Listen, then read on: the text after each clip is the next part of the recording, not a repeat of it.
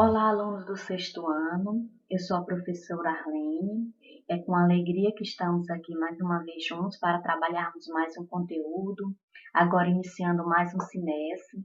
Espero que todos estejam bem, com bastante força de vontade para um bom aprendizado.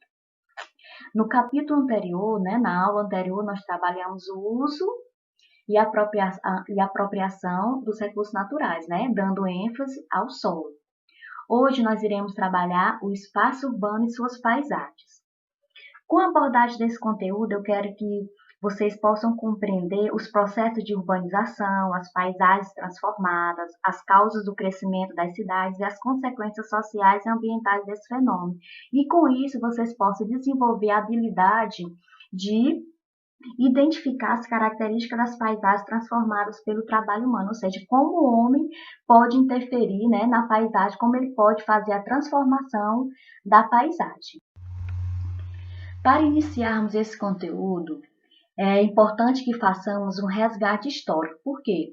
Os registros históricos indicam que já havia cidades entre 3.500 anos antes de Cristo e 3.000 anos antes de Cristo, que a gente abordou essa questão até no uso e apropriação do solo na aula anterior, onde as primeiras civilizações se desenvolveram ao longo do rio Nilo, com a agricultura, e eu coloquei uma imagem aqui para vocês de uma cidade do Egito Antigo, onde essas cidades antigas tinham um predomínio de recursos naturais.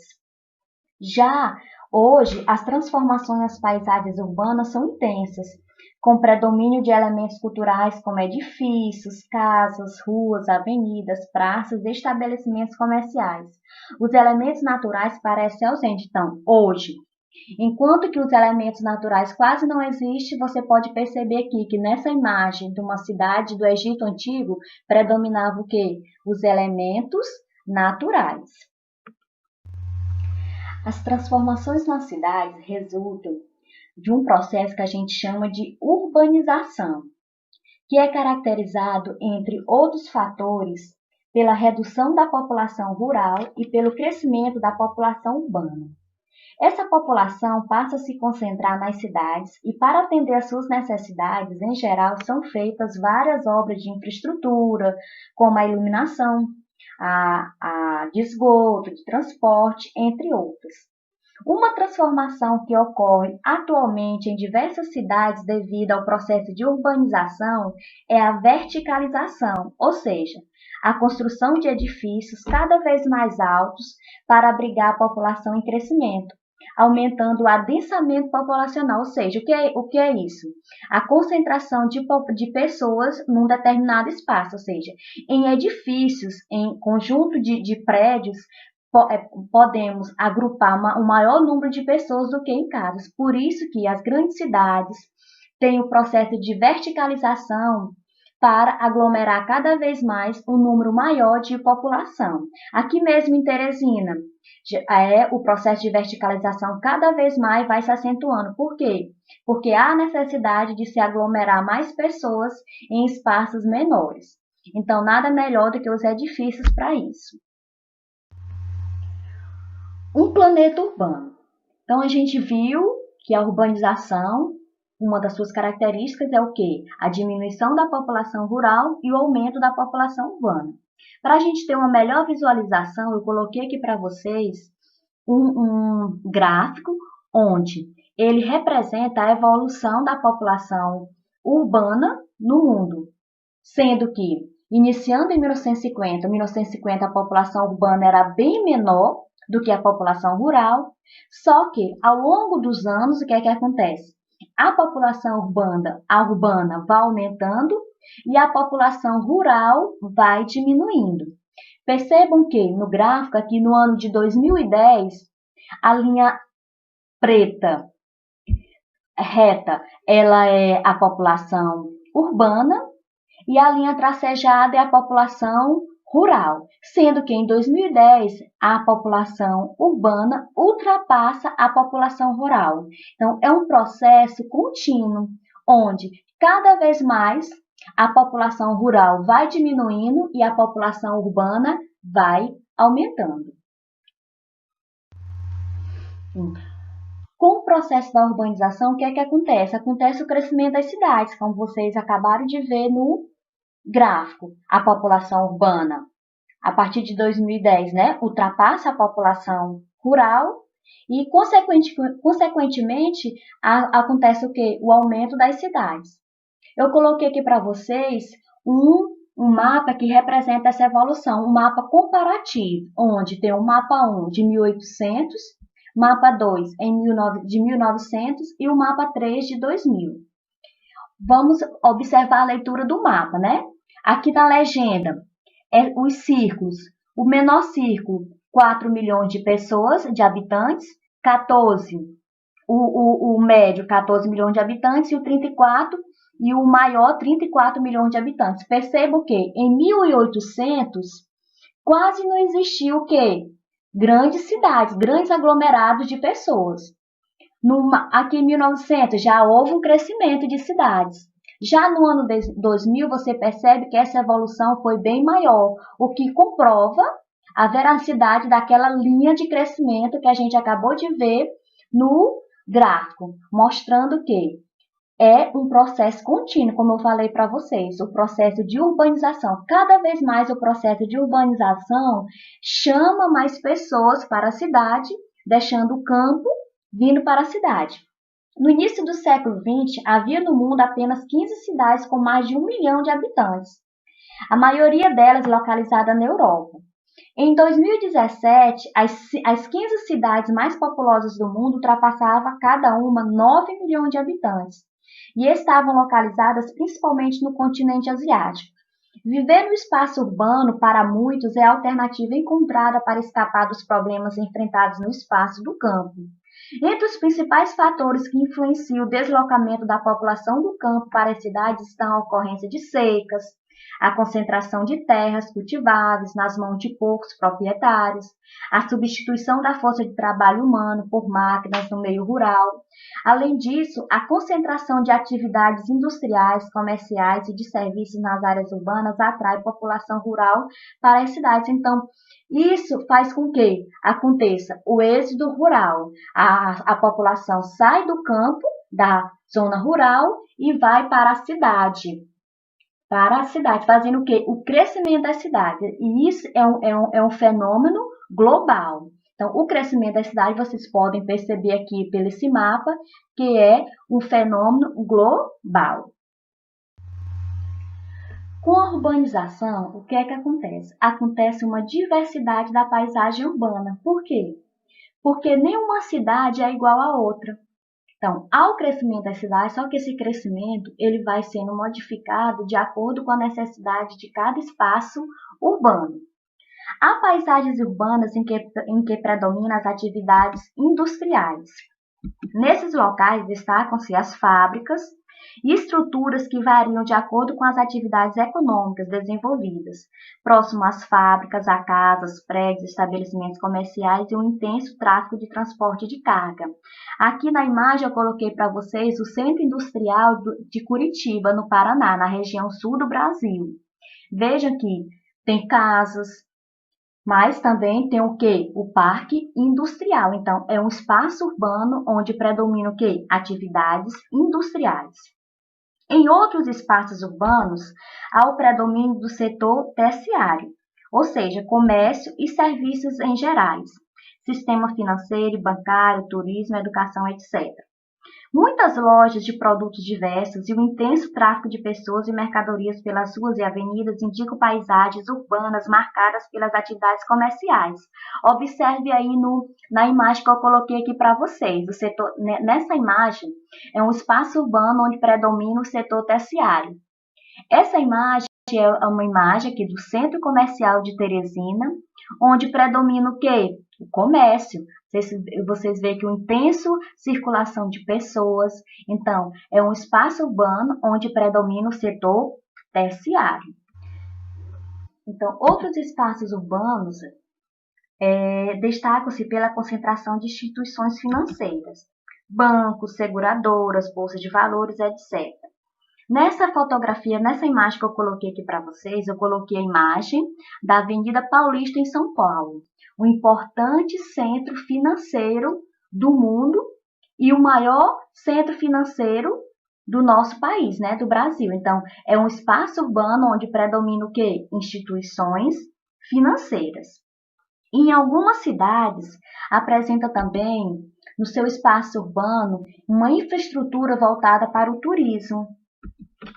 Um exemplo é a cidade de Viçosa, no Ceará, que pertinho da gente, ó, uma cidade linda, onde a sua infraestrutura está voltada totalmente para o turismo. Vejam a estrutura das casas, a cidade totalmente bem arborizada, uma cidade em que tem vários atrativos para o turismo. Então, toda a infraestrutura do espaço urbano da cidade de Viçosa, no Ceará, é voltada para o turismo. Principais problemas urbanos. Então, a gente viu a diversidade da paisagem urbana, agora a gente vai ver os principais problemas urbanos. Vários problemas atingem o espaço urbano em diversos países, principalmente nas grandes e médias cidades, que concentram parcela significativa da população. Um deles são as moradias precárias. Na maioria das grandes e médias cidades do mundo, muitas pessoas vivem em moradias precárias. No Brasil, há os exemplos das favelas e dos cortiços. Esse problema é resultado de desigualdades sociais, principalmente nos países pobres, onde as camadas mais desfavorecidas da população contam com pouca ou nenhuma assistência dos governos. Aqui eu coloquei uma imagem para vocês da nossa cidade, Teresina, uma região ali da região, um espaço da região sudeste, uma vila, onde você pode perceber que são casas bem sem infraestrutura alguma, as ruas não têm pavimentação, não tem saneamento básico, ou seja, a população totalmente desassistida do governo. Então, isso é um retrato claro da desigualdade socioeconômica que existe no nosso país. Então, moradias precárias, onde as pessoas mais pobres são as que mais sofrem com esse problema, nos centros urbanos. Outra questão dos problemas urbanos são o quê? O transporte urbano. O transporte urbano nas grandes e médias cidades envolve 3 graves problemas. Poluição, porque o transporte ele causa a poluição sonora e do ar, congestionamentos e deficiência no transporte coletivo. Nos países menos desenvolvidos, esses problemas se agravam, pois faltam recursos financeiros para melhorar a infraestrutura dos coletivos, metrô, trens e ônibus, e dos sistemas viários, avenidas, túneis e viadutos. O transporte público e coletivo pode ajudar a reduzir a emissão dos gases poluentes e os congestionamentos causados pela grande circulação de veículos menores. Mas, infelizmente, como eu vou colocar a imagem aqui para vocês, ó, o transporte coletivo, que era para ajudar, o que é que acontece? Acaba atrapalhando. Então, essa imagem é uma imagem daqui de Teresina, do transporte coletivo, do transporte público de Teresina, onde a gente pode perceber pela imagem totalmente sem infraestrutura, que não dá para levar, não tem onde suficiente para toda a população. E quem é que sofre mais? As pessoas. Assim como nas moradias precárias, no transporte urbano, quem é que sofre mais? As pessoas menos favorecidas economicamente. Um retrato claro da desigualdade econômica e social do nosso país. Então, outro problema grave nos centros urbanos. Outro problema dos centros urbanos são as ilhas de calor. Nas aglomerações urbanas em que há poucas áreas com vegetação, em geral, ocorre maior aquecimento da camada de ar mais próximo ao solo. Por causa desse fenômeno chamado ilha de calor, os centros urbanos chegam a apresentar diferenças de até 10 graus Celsius em relação às áreas vizinhas. Eu coloquei aqui a imagem para vocês, né? Aqui, ó, desse gráfico. Tem um centro da cidade, onde pelo gráfico você pode perceber que o pico da temperatura é muito maior do que nas zonas rurais, onde tem grande vegetação, nos parques, zonas residenciais. Então, quanto menor a vegetação, maior a temperatura. Então, nos centros urbanos, no centro da cidade que tem maior pavimentação, maior estrutura, né, de casas, de prédio, então a temperatura é maior. Esse fenômeno, que é um problema urbano, é chamado de ilha de calor. A elevação da temperatura explica-se pelo grande número de construções, uma vez que o concreto e o asfalto absorvem mais o calor solar, pela concentração de gases poluentes lançados na atmosfera por indústrias, automóveis, que contribuem para o aquecimento, pela dificuldade de dissipar os poluentes e o calor acumulado na atmosfera, pois a circulação do ar é barrada pelos prédios. Então, os centros urbanos, quanto maior pavimentação, maior estrutura física de pavimentação de prédios, maior a temperatura, que forma ilhas de calor, aumentando cada vez mais a temperatura. E nós aqui em Teresina sofremos muito mais. Por quê? Porque estamos localizados numa região, próximo ao Equador, de alta temperatura. Por isso, amigos, caros alunos, plantem árvore, faça de sua área, da sua vizinhança, da sua casa, uma região, um espaço urbano arborizado, para que a gente não possa viver esse problema urbano aqui na nossa cidade, Ilhas de calor. Quanto mais arborizarmos, melhor será para amenizar esse calorzão aqui da nossa região. Um outro problema é a poluição atmosférica, sonora e visual. A queima de combustíveis é um dos principais fatores que causa a poluição do ar. Em alguns países, utiliza-se o carvão como fonte de energia e concentra-se um grande número de veículos extremamente poluentes. Os veículos também contribuem para a poluição sonora, ou seja, o ruído excessivo. Outro elemento prejudicial à população urbana é a enorme quantidade de cartazes e painéis publicitários. Trata-se da poluição visual, que assim como a sonora pode causar problemas de saúde como crise de ansiedade, depressão e irritabilidade. Eu coloquei aqui a imagem para você de uma poluição visual. Essa imagem é da Praça Pedro II, em frente ao Teatro 4 de Setembro, uma praça linda, só que infelizmente toda pichada. Então isso é o quê? Uma poluição visual, que acaba com as nossas praças, com os nossos prédios públicos e faz com que a nossa cidade fique feia. Então, espaços que são lindos são degradados pela poluição visual. Então, por favor, não façam pichações, não façam colagens, espaços públicos. Por quê? Porque a nossa cidade a gente tem que tratá-la com todo amor e carinho. Um outro problema, tão grave quanto, é o lixo urbano. As cidades produzem grande quantidade diária de lixo. A coleta, o tratamento e a fiscalização do lixo devem ser rigorosos, pois se ele é depositado em qualquer terreno, a saúde da população fica comprometida. Olha, pessoal, lixo é um problema de saúde pública. Essa imagem que eu coloquei aqui para vocês é uma das ruas aqui da cidade de Teresina, onde uma rua totalmente poluída pelo lixo urbano. Gente, não tem justificativa para isso, é questão de educação. Então, vocês devem ter consciência que o lixo deve ser armazenado em local correto. Rua não é lugar de se depositar lixo, então é questão de saúde pública. Lixo acumulado em calçadas, em avenidas, em praças, causa doenças, são focos de doença. Então, por isso que devemos ter a nossa consciência educacional, ambiental, que o lixo deve ser armazenado de forma correta para que a nossa população não fique prejudicada visualmente, não fique prejudicado com doenças. Então, é questão de saúde pública e questão de educação. E vocês, como crianças educadas que são, vão cada vez mais cuidar do lixo e conscientizar outras pessoas para que isso não mais aconteça na nossa cidade. Outro problema é a questão da água e esgoto. A carência de saneamento básico é uma realidade para milhões de habitantes das áreas urbanas. O esgoto não tratado contamina córregos, rios e nascentes. O consumo de água contaminada está associado a diversas doenças e é uma das principais causas de morte nessas áreas. Olha, gente, outro problema gravíssimo no nosso centro urbano é o quê? Água e esgoto. Principalmente a questão do esgoto a céu aberto, a falta de saneamento básico, onde toda a água do esgoto vai ser lançada nos rios. Essa imagem que eu coloquei aqui para vocês é uma imagem de uma boca de lobo, que a gente chama de uma galeria, que está localizada ali na Avenida Raul Lopes, tá jogando todo o esgoto no rio Puti, totalmente sem tratamento. levando todos os dejetos do esgoto para os rios. Isso que vai o quê? Poluir o rio, vai matar os peixes. Essa água vai ficar cada vez mais suja, cada vez mais caro para tratá-la.